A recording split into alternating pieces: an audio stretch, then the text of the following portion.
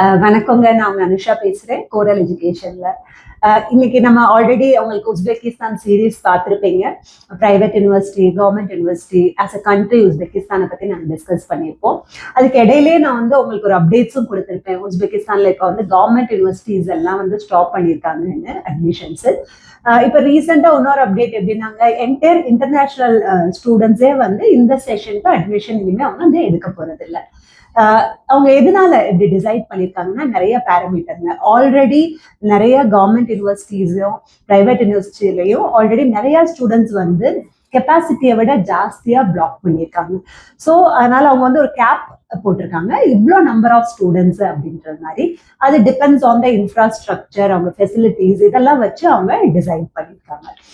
Exact number of ஸ்டூடெண்ட்ஸை எடுக்க போற அப்டேட் நம்ம மோஸ்ட்லி ஒரு 28, 29 தான் வரும். ஃபார் எக்ஸாம்பிள் இப்போ அண்டிஜான் எடுக்கிறாங்கன்னா, they have a bigger infrastructure facilities. So அப்போ நம்பர் ஆஃப் சீட்ஸ் அங்கே ஜாஸ்தி ஆகலாம்.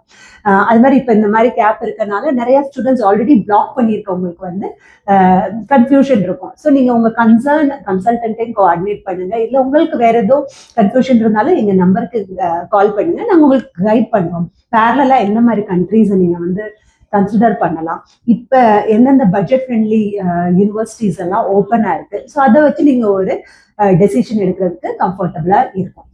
அது மாதிரி நிறைய பேர் ஆல்ரெடி பிளாக் பண்ணிருப்பீங்க. இப்பயுமே எக்ஸாக்ட் நம்பர்ஸ் நமக்கு அடுத்த வாரம் போலதான் 28, 29ல தெரியும்.